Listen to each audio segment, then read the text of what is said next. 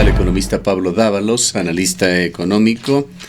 Economista Dávalos, muy buenos días. Le hemos escuchado en las últimas semanas, últimos meses diríamos, como un crítico de los acuerdos del gobierno con el Fondo Monetario Internacional.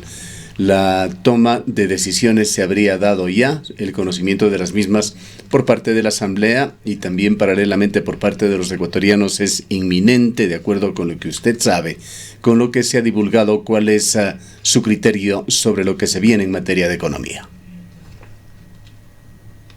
Muy buenos días, un saludo muy cordial a todas las personas que nos están escuchando. Lo que se conoce, de acuerdo a la experiencia histórica, en ningún caso, bajo ninguna circunstancia, ningún país ha logrado superar sus problemas después de llegar a acuerdos con el Fondo Monetario Internacional. La experiencia más reciente que nosotros tenemos aquí en el continente es el caso de Argentina. En Argentina se suscribió un acuerdo por más de 50.000 millones de dólares y este momento es una duda con respecto a la continuidad de ese acuerdo que provocó una crisis sin precedentes en el caso del pueblo argentino. Provocó que la pobreza se incremente a un nivel realmente impresionante. En este momento, cerca del 30% de argentinos están en condiciones de pobreza. Una crisis económica realmente sin antecedentes en la historia reciente de Argentina. Y además una fuga de capitales que hace que el gobierno esté peor ahora que cuando empezó Macri y suscribió acuerdos con el Fondo Monetario Internacional. Entonces, todas las experiencias en todos los países nos demuestran que todos los países que han suscrito acuerdos con el Fondo Monetario Internacional, finalmente su situación económica ha sido peor. Otro ejemplo es el caso del mismo Ecuador. Cuando Dajic suscribió la Carta de Intención en 1994 y se le admitió al país que en ese entonces esta Carta de Intención iba a provocar una crisis económica realmente de incalculables consecuencias, esa crisis se produjo en 1999 y condujo incluso a la desaparición de la moneda nacional. Entonces, cuando se habla del Fondo Monetario Internacional, se habla de crisis, se habla de recesión, se habla de pobreza, se habla de una situación realmente dramática que alcanza a millones de personas, y uno no entiende por qué los gobiernos siguen suscribiendo acuerdos con el Fondo Monetario cuando no son necesarios, no son indispensables, ¿no? Economista Dávalos, ¿no cabría preguntarse allí esta historia o esta paradoja, esta metáfora más bien, del huevo y la gallina? ¿No será que el Fondo Monetario Internacional actúa justamente en países, por lo general, que se encuentran atravesando profundas crisis económicas? Argentina con una deuda que supera los 200.000 millones de dólares, Ecuador con su situación del orden de 50.000, 60.000 millones de dólares, y que a pesar de todas las recetas que se pongan, la situación es realmente compleja y difícil. Bueno, hay que recordar que en el caso del Ecuador los indicadores económicos no estaban mal. El gobierno anterior dejó una deuda externa, de acuerdo a datos del propio Fondo Monetario Internacional, de 36.000 millones de dólares. En este momento está esa deuda por encima de los 50.000 millones de dólares. Es decir, el gobierno, que en apenas 2 años casi multiplica por 2 la deuda, es el gobierno de Lenín Moreno. Hay que considerar también que, a pesar de que el gobierno de Lenín Moreno multiplica por 2 la deuda, el gobierno de Moreno no ha realizado ningún tipo de inversión pública, más bien al contrario, ha procedido a una desinversión como nunca antes en la historia. También hay que tomar en consideración el hecho de que el presidente Moreno, cuando presentó la plataforma en el año 2018, este año, calculó el precio del petróleo a $50 por barril de petróleo y un déficit de alrededor de 3.000 millones de dólares, un déficit primario. Pero en lo que va del año, el gobierno ha vendido la cantidad de petróleo por encima de los $50, ha vendido un promedio de $57 por barril. Esto ha significado que el gobierno tenga ingresos superiores y que el cálculo del déficit se reduzca a una situación de menos de unos 2% del Producto Interno Bruto. Esto hace que no se justifique ningún tipo de medidas económicas como está pensando el gobierno. Es decir, era suficiente una refinería, era suficiente una forma de manejar a través de la reactivación de la economía, y eso no necesitaba ninguna suscripción de acuerdos con el Monetario Internacional. Economista Dávalos. Economista Dávalos, muy buenos días.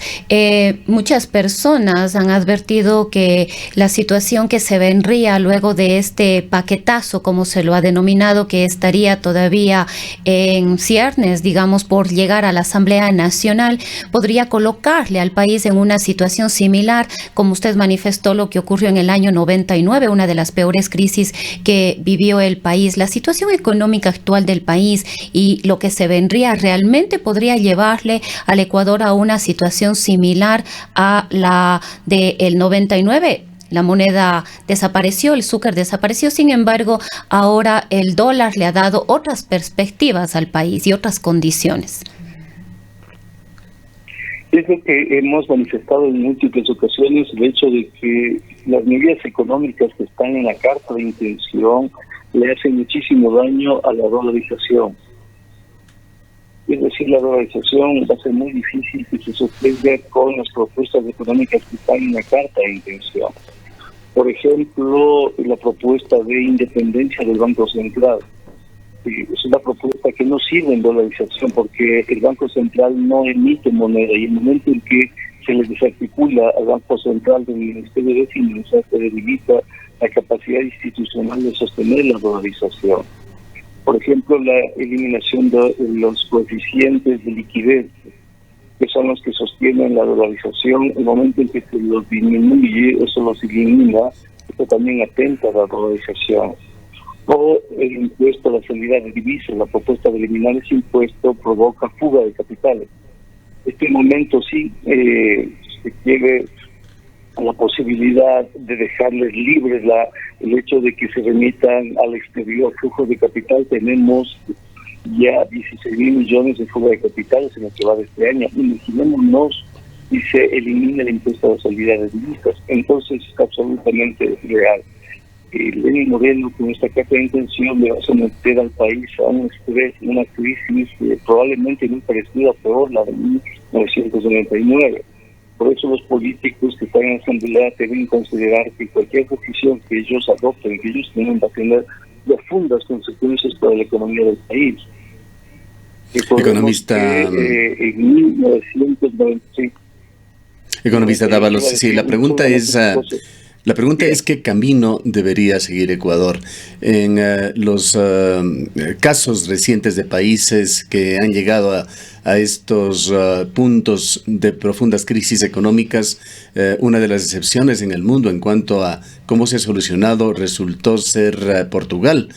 Portugal y Grecia, que paralelamente sufrieron su crisis en el año 2015, fueron también objeto de medidas del Fondo Monetario Internacional. Sin embargo, el primer ministro de Portugal, António Costa, decidió derogar varias de las medidas que se habían tomado con las recetas del Fondo Monetario Internacional, como reducir nuevamente las horas de trabajo allá en Portugal, también descongeló las jubilaciones, pero no llegó a derogar las medidas que se habían tomado, por ejemplo, con respecto a la elevación del IVA, tampoco medidas relacionadas con la reforma laboral, que algún paralelismo tienen con las que se tomaron en el país. La pregunta es, ¿cuál es la receta?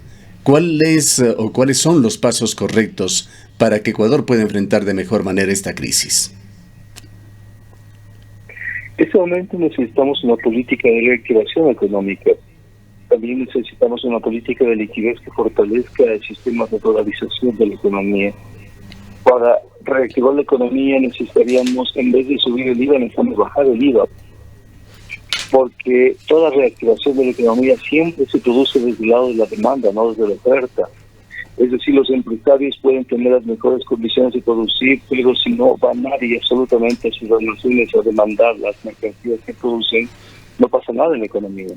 Toda reactivación pasa siempre por el lado de la demanda, es decir, si la gente tiene dinero en el bolsillo, la gente puede comprar cualquier cosa y en el momento en que compra se reactiva la economía. Lo que estamos haciendo con ese tipo de impuestos es castigar de forma injusta a la demanda y someter la demanda a una restricción que va a significar que la demanda, el consumidor va a tener menos recursos, y al tener menos recursos, quien sufre en primer lugar las consecuencias de eso son los empresarios. Los empresarios ven acumularse los stocks, a medida que se acumulan los stocks, los empresarios dejan de contratar empleo, dejan de invertir, porque no hay salida a su producción, porque no se realiza ese valor creado por los empresarios en los mercados, porque la gente no tiene dinero. Entonces, ¿qué tenemos que hacer? Tenemos que poner dinero en el bolsillo de la gente. Eso es una receta que la conocemos desde hace bastante tiempo los economistas, cuando se produjo la crisis de 1929. Entonces, ¿cómo se pone dinero en el bolsillo? Disminuir impuestos. ¿Qué creen? Un impuesto que hay que disminuir es el impuesto al valor agregado. O sea, no hay que aumentar el impuesto al valor agregado, hay que disminuir ese impuesto. Hay que bajar las tasas de interés. Economista Dávalos, respecto del incremento, del posible incremento al valor agregado, le escuchábamos al vicepresidente de la República y él decía que la única experiencia respecto del incremento del IVA en 2 puntos fue luego del terremoto en Manabí. ¿Qué experiencia nos dejó este incremento en ese momento? ¿Cuáles eran las condiciones y si es comparable a lo que podría ocurrir ahora? ¿Fue beneficiosa esta medida? ¿Hubo una recaudación importante? ¿Cuáles fueron las consecuencias de esa experiencia a la que hizo referencia el vicepresidente a lo que podría ocurrir ahora? Ese es un ejemplo muy interesante porque da cuenta de cómo se comportó la economía y cómo se comportaron los agentes económicos en esa coyuntura. Que curiosamente el incremento del IVA a 2 puntos no se tradujo en una recaudación fiscal mayor porque se contrajo la demanda. Es decir, la gente cuando vio que el IVA subió de 12 a 14 puntos, la gente dejó de consumir menos. Y eso es absolutamente obvio, y eso es lo que pasa generalmente cuando se encarece el consumo. Cuando hay un bien que de una u otra manera sube de precio, entonces ese bien baja inmediatamente la cantidad demandada. Eso es una axioma en la economía. Si usted sube el IVA del 12 al 14%, la cantidad de transacciones simplemente se reduce. La gente deja de comprar, la gente se abstiene a comprar y los empresarios son los que tienen que buscar la forma por la cual salir de sus mercancías, ¿no? Entonces, es lo que pasó, la cantidad recaudada no aumentó de forma sustancial, más bien empezó a disminuir.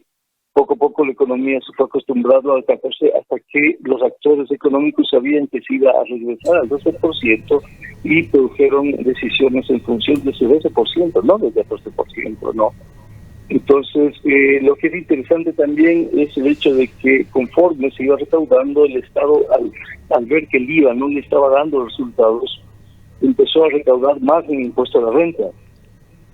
Entonces tuvimos que el año, sobre todo 2015-2016, el impuesto a la renta creció bastante con relación al impuesto al IVA. Por eso fortaleció la capacidad recaudatoria del Estado. ¿Qué hizo Lenín Moreno? Lenín Moreno aprobó una ley en agosto del año pasado que se llamaba de fomento productivo, en la cual perdonó los intereses, notas y recargos a grandes grupos económicos y creó un hueco artificial en el presupuesto nacional de más de $2.000 millones. Y el déficit aparece justamente por eso, pues el déficit aparece porque se dejaron de cobrar impuestos directos y ahora se quiere compensar eso con impuestos indirectos, es decir, impuestos que van al consumo y que son más fuertes cuando menos se gana, cuando menos dinero se tiene. De todas las medidas sobre las que se especula, hay que decirlo, pues estas aún no son enviadas oficialmente, economista Dávila. ¿Hay algunas medidas que pueda usted calificarlas como rescatables o adecuadas para el momento actual? Mire, yo he revisado profundamente la carta de intención con el Fondo Monetario Internacional. He comparado estas medidas económicas con el ordenamiento jurídico vigente. Le puedo asegurar y le puedo decir que esas medidas no son constitucionales, ni no son acordes al ordenamiento jurídico nacional. Por eso he entregado a la Corte Constitucional una acción que se denomina acción de inconstitucionalidad con respecto a la Carta de Intención, porque visualizo que las medidas que están en esa Carta de Intención no son compatibles con la Constitución del año 2008. Entonces usted me pregunta si hay alguna medida. Tengo que decirle que no, que lamentablemente ninguna de las medidas que están registradas en este documento denominado carta de intención y que el gobierno lo está cumpliendo fielmente es constitucional, es legal y no puede bajo ningún concepto ser apoyada, ser aprobada. ¿Qué efectos considera usted podría traer una decisión de la Corte Constitucional en un sentido u otro cuando trate de la queja o el recurso que usted ha presentado ante la Corte? El momento en que la Corte Constitucional determine, por ejemplo, que la metodología del Fondo Monetario es inconstitucional, se cae absolutamente todo, ¿no? Entre ellas las medidas que el gobierno ha llevado adelante, incluyendo la elevación del IVA. Una Asamblea Nacional puede recoger esta demanda de inconstitucionalidad y puede decirle, miren señores, ustedes adoptaron un conjunto de medidas que no son constitucionales, en consecuencia, el viajero, pues, ¿no? Entonces, eso es lo que este momento está pendiente en la Corte Constitucional. Probablemente en esta semana la Corte Constitucional dé su criterio y al dar su criterio se nulita todo lo que el gobierno ha hecho al tenor de este documento denominado Carta de Intención. Economista Dávalos, ¿cuál es su lectura política respecto de estas reformas que tendrán que llegar? Bueno, se ha advertido, se ha anunciado que irían hoy en horas de la noche a la Asamblea Nacional. ¿Cuál será la respuesta de la Asamblea Nacional? Y de ser negativa, es decir, si la Asamblea Nacional, la mayoría de los legisladores no lo aprueban, ¿cuál será el futuro? El Fondo Monetario Internacional ha condicionado de alguna manera el envío del informe en esta segunda revisión precisamente al envío de estas reformas a la Asamblea Nacional. El escenario más probable es un escenario de crisis social. Es decir, el gobierno en este momento está apostando a generar una crisis de gobernabilidad, porque ya está pasando de eso. Recordemos que en estos días hubo incidentes en la provincia del Carchi y otras provincias han dicho que se van a sumar a esto. El gobierno no tiene capital político, no tiene capital social para llevar adelante un ajuste como el que sucedió con el Fondo Monetario Internacional.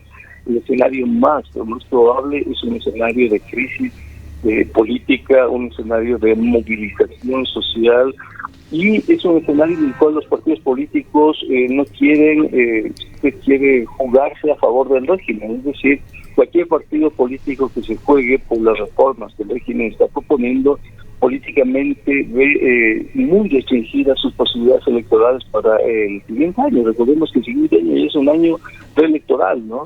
Y que en este momento muchos actores ya están incluso posicionando sus nombres como posibles candidatos a la presidencia. Entonces, si este conjunto de cambios, esta reforma llevada adelante por el gobierno al tenor del acuerdo con el Fondo Monetario, me perjudica básicamente al candidato Nebot y al candidato Lasso, ¿no? Son los principales víctimas de esta propuesta, porque son ellos los que de una u otra manera siempre han dicho en su discurso que es necesario reducir el gasto del Estado, que es necesario pagar menos a los trabajadores, y ahora que el gobierno envíe esta propuesta para estos políticos realmente es muy duro, es muy difícil esta coyuntura, porque tienen que demostrar el coste político no pertenece a ellos sino al gobierno, a pesar de las identidades, a pesar de que muchos de ellos están participando en el gobierno. En cuanto a la actuación de la Asamblea, ¿prevé usted entonces, economista Dávila, que no habrá acuerdos, pero la ley y la Constitución ecuatoriana permiten que una propuesta en estos casos pase por el Ministerio de la Ley, que sería quizá lo que está esperando el gobierno? Sí, soy Dávalos, no Dávila, ¿no? Ya, le pido disculpas. Probablemente pase exactamente eso, que muchos actores políticos sean críticos con respecto a esta carta de intención, con respecto a este conjunto de reformas, pero que esa crítica no se traduzca en una posición radical de la Asamblea rechazando este tipo de proyectos, y que este proyecto entre por el Ministerio de la Ley, o que después la Asamblea no tenga los votos para ratificar o rectificar el veto presidencial, por ejemplo, ¿no? Es decir, estas leyes probablemente sí se impongan en el país porque no tenemos un peso político fuerte en la Asamblea que detenga estas reformas, ¿no? Es lo más probable que pase. Sobre el tema del IVA, finalmente, con todo lo que se ha dicho, con las especulaciones que hay de por medio, las dudas incluso que se evidencian desde el sector oficial, ¿qué es lo que prevé usted que va a suceder? Yo había pensado que el gobierno iba a entregar la propuesta el día de ayer, pero ya empezaron las manifestaciones sociales de Quito y en otras provincias del país, de varios sectores sociales. Entonces, yo creo que el gobierno en este momento está calculando los costos políticos de lo que se viene y está tratando de ver cuál sería el mejor escenario que no implique una pérdida de gobernabilidad. Tiene que cumplir con el Fondo Monetario Internacional, es un acuerdo al cual ha llegado y en el cual ha de una u otra manera constituido este momento lo más importante de su programa económico, pero no tiene espacios, no tiene aliados, no tiene capital social ni capital político para llevar adelante este tipo de propuestas. Va a incrementar el IVA y va a llevar adelante propuestas de fiscalización laboral sabiendo que eso va a implicar una grave crisis de gobernabilidad. Va a confiar en que estas propuestas entren por el Ministerio de la Ley, porque está seguro que el gobierno no le va a aprobar esto, pero tiene la posibilidad de que después de 30 días, al no ser aprobada por la Asamblea, finalmente entra por el Ministerio de la Ley, que confíe en eso el gobierno, ¿no? Y confíe en que poco a poco la crisis social vaya amainando, vaya poco a poco disminuyendo para que se pueda salir sin mayor ruido político en esta coyuntura, y piensa que el próximo año es un año electoral. Poco a poco ese año electoral se va conformando en función de los precandidatos a la presidencia y después candidatos, y que eso va a significar un respiro para el gobierno. Al menos yo visualizo así la coyuntura política, lo que estaría pensando el gobierno a partir de la entrega de estas reformas legales. Le agradecemos mucho por habernos atendido. Han escuchado al economista Pablo Dávalos, experto en análisis económico.